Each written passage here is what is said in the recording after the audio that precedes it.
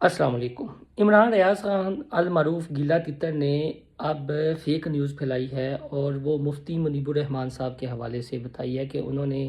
یہ جو ملک ریاض اور عمران خان کے حوالے سے کوئی فتویٰ جاری کیا ہے، اور بعد میں انہوں نے ٹویٹ کیا، اور اسی طرح سیاست ڈاٹ پی کے کا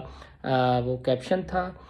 جیکٹ بنائی گئی تھی، اور پھر گیلا تتر صاحب نے کر دیا جی کہ عدت کیس کے وقت آپ کہاں تھے۔ تو مفتی منیب الرحمان صاحب کے حوالے سے یہ فیک نیوز گیلا تتر صاحب نے پھیلائی ہے۔ گیلا تتر صاحب اسی طرح کے کام کرتے ہیں۔ میں نے پہلے بھی کئی بار آپ سے ڈسکس کیا ہے کہ اس کے والد صاحب کی موجودگی میں گیلے تتر کے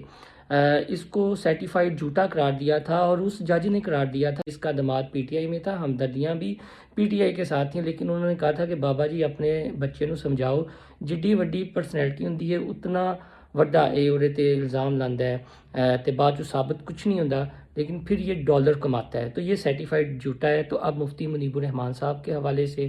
اس نے ایک پہلے فیک خبر شیئر کی، پھر اس پر ٹویٹ کیا۔ یہ ان کا دھندا نا اسی طرح چلتا ہے، یہ خود بڑی بڑی شخصیات کو ٹارگٹ کرتے ہیں، ان کے حوالے سے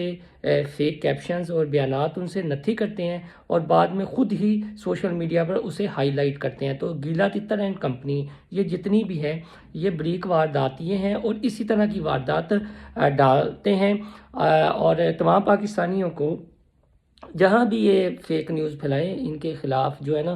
انہی کی زبان پہ جواب دینا چاہیے۔ اور میں بار بار یہ ذکر کرتا ہوں،